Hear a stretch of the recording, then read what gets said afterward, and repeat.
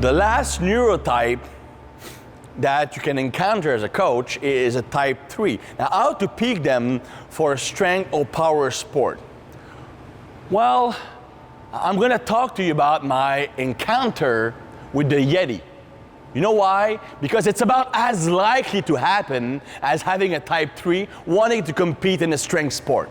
So really, the chances of having to peak a type 3 athlete is like 1 in a million. Because these guys, first of all, they are not attracted to strength training at all. Second thing, they are more about control, about precision, not about performance. So again, they are the least likely person to want to compete in a strength sport. But in the odd case that it might happen, here's what you do. You go to the church and you lit up a candle. That's pretty much, I'm kidding. What you do is, that type of athlete, they respond well to resting.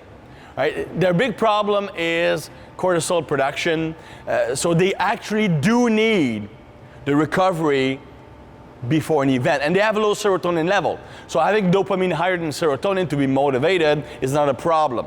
So they need like these 2 or 3 days off before a competition. Now, what they need is a plan. These are the guys who respond well if they know what they have to do. If it's part of the plan, they will execute it. So you give them their warm-up attempts. You give them their rest intervals.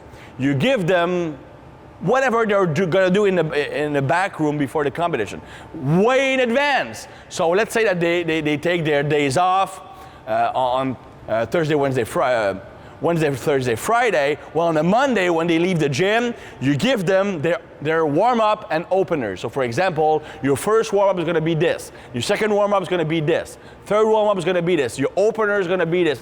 So when they know in advance what they have to do, it comforts them. They need a structure, they need a plan, and they will execute that plan. So if you're working with these individuals for a strength and power sport, you take 2 or 3 days off before a meet, and you give them a precise plan that they know in advance. And more importantly, you do not change that plan, because going off script will create an anxiety attack that will prevent them from performing.